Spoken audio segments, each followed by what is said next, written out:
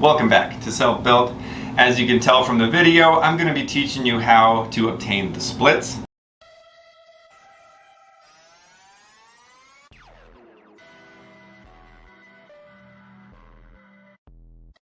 I am no stretchologist. I didn't study splitsology or anything like that. I'm just a normal guy that really wanted to do the splits. I don't have cheerleading, gymnast, or any sort of background. So the methods and stretches that I've used are just purely instinctual. So I hope this will help you guys out.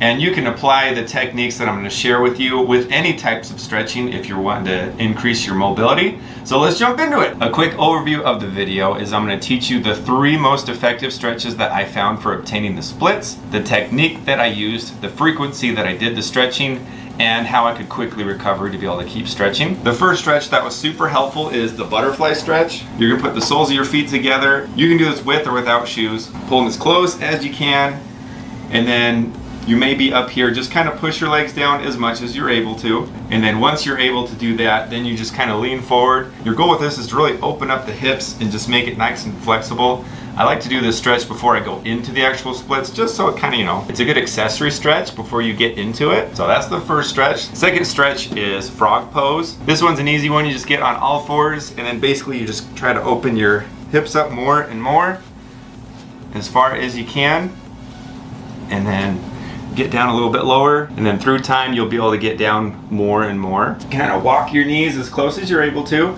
and then just kind of put your weight on your hips. It might look and feel kind of funny, but hey, you're the ones watching. So that is number 2. I consider the frog pose another accessory one, just to kind of open up the hips, kind of get it all ready. I did the frog pose a lot in the beginning. My journey from 0 to being able to get the splits took me about 3 months. I mean, it just varies for each person genetically, how hard you're gonna stretch and all that stuff. But that's just my experience with it. You may be faster, you may be slower. The most important thing is that you're doing it and then you're consistent with it. Now, are you guys ready for the last and final and the most effective stretch for getting into the splits? If you do, don't forget to like and subscribe right now. I'm waiting. Okay, here's the secret. This might be pretty crazy and out there, but the best way to get better at the splits is to be trying to get the splits. I know, pretty crazy. Few tips that made this the most effective for me was I love to have rubber flooring and shoes on because it really helped grab, so you didn't have your feet sliding forward, so you could actually get a good stretch. Method that I'll do is I'll get my legs as far and wide as I can, and then I'll just hike them back just a little bit farther if you're able to. And this is just at any level, just follow this, and then as you go as wide as you can, just try to lean forward just a little bit. I'll kind of do a little bit of bouncing. I think they call it like dynamic stretching or something, but just keep bouncing forward a little bit. Just keep on inching forward. And then once you can comfortably get to about here and further, then what you do, keep your heels dug in and just lift up your body just a little bit, and then push yourself forward into a deeper stretch. And this is something you graduate into because your flexibility takes time to get into, but this is the best way that helped me. So once you do that, inch forward, keep coming, scoot forward a little bit more if you're able to. So just keep doing little bounces as you're able to. If you feel any sharp pains or anything like that, do not push it. This is something where you'll get to an uncomfortable state, but you don't want to be feeling any sort of pain. Then the last and final step is I'll get on my elbows, lean forward, and then you're able to pick your body up and get right where you need to go. This is something that takes some time, but this is the method that I did for the splits, and this is definitely hands down the best way to get the splits. Talked about one technique where you're doing dynamic stretching where you're kind of bouncing a little bit. So I break up stretching into 2 parts. So the way that I came up with my stretching routine, I try to optimize it the best I can think of. So what I'll do is right after a workout where the body's nice and warm, pliable, and you're able to get into deeper stretches than you normally would.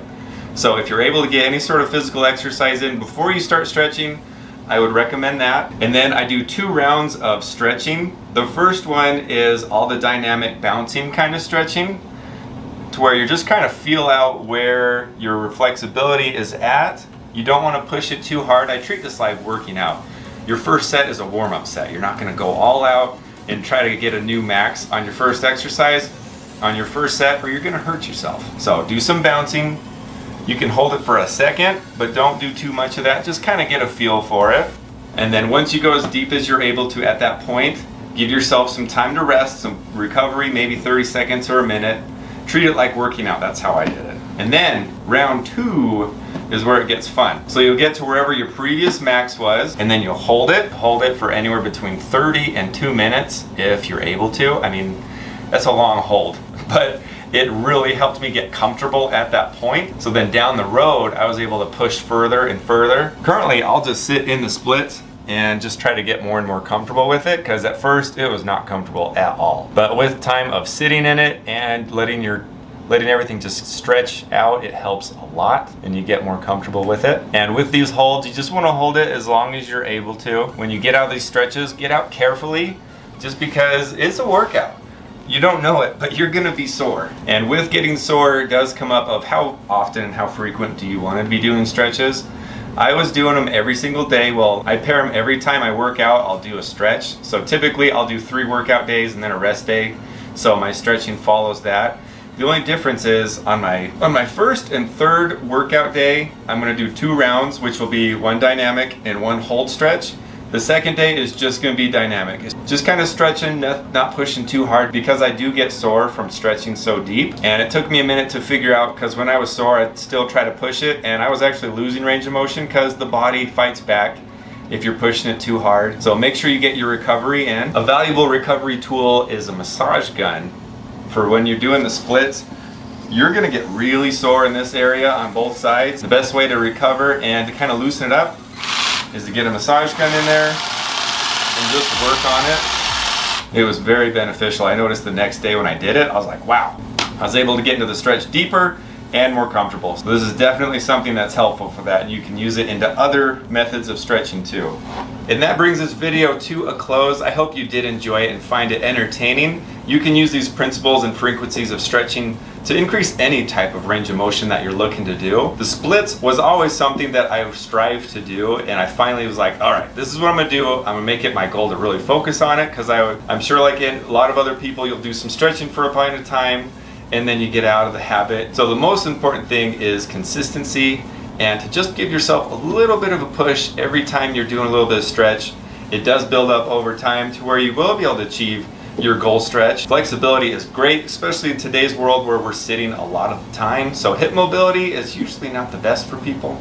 Thank you for watching. I'll be coming up with some more stretching things in the future. So don't forget to tune in next time for more Say a Bill.